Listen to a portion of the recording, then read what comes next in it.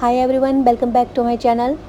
हिमाचल को देवभूमि यूं ही नहीं कहते हैं।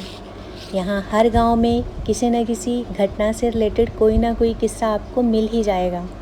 हिमाचल में देवी देवताओं से जुड़ी ऐसी बहुत सी कहानियाँ हैं, स्टोरीज़ हैं जिन्हें आज तक कोई सुलझा नहीं पाया। एक ऐसी ही हैरत में डालने वाली स्टोरी जुड़ी है हिमाचल प्रदेश के ज़िला बिलासपुर से। दरअसल ये कहानी उस वक्त की है जब हिमाचल में रजवाड़ों का राज हुआ करता था। एक बार औहर इलाके में, जो बिलासपुर ज़िला में पड़ता है, पानी की कमी हो गई थी। सूखा पड़ गया। पशु, जानवर और इंसान सभी पानी की किल्लत से जूझ रहे थे। राजा को ये देखकर बहुत चिंता होने लगी। वो अक्सर चिंतित रहने लगे।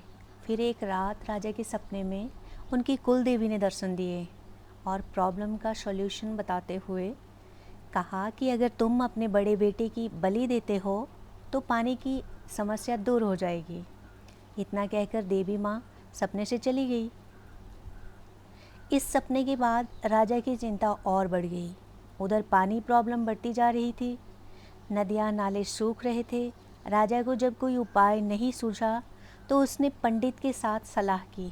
कहा जाता है कि पंडित ने पहले राजा को बिल्ली की बलि देने को कहा, लेकिन राजा ने ये कहकर मना कर दिया था कि वो अगले 7 जन्मों के लिए पाप का भागी हो जाएगा। इसके बाद पंडित ने बहू की बलि देने की सलाह की तो राजा मान गया। उस वक्त राजा की बहू रुक्मणी अपने बच्चे के साथ मायके गई हुई थी। राजा ने जरा सी भी देर न करते हुए रुक्मणी को मायके से बुलावा भेजा। बहू जैसे ही ससुराल पहुंची तो राजा ने सारी बात उसके सामने साफ साफ रख दी। रुक्मणी आदर्श बहू थी। वह ना तो अपने ससुर का कहा मोड़ना चाहती थी और ना ही अपने पति की बलि होते देख सकती थी। इस तरह उसने अपना बलिदान करने का फैसला कर लिया। इसके बाद जगह निश्चित हुई और राजा ने अपनी बहू की बलि दे दी।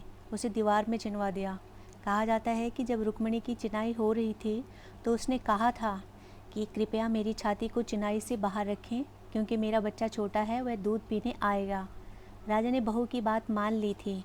बताया जाता है कि जैसे ही रुक्मणी की चिनाई पूरी की गई थी तो उसकी छाती से दूध की धारा बहने लगी, लेकिन बाद में यहाँ से पानी निकलने लगा।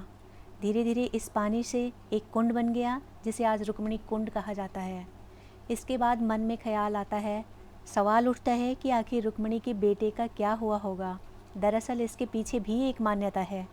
रुक्मणी का बेटा माँ के वियोग में मर जाता है और कहा जाता है कि मौत के बाद रुक्मणी का बेटा सांप बन गया, जो आज भी कुंड में घूमता है और किसी भाग्यशाली को ही नज़र आता है। तो ये है रुक्मणी की कहानी, एक औरत के सेक्रीफाइस की कहानी है।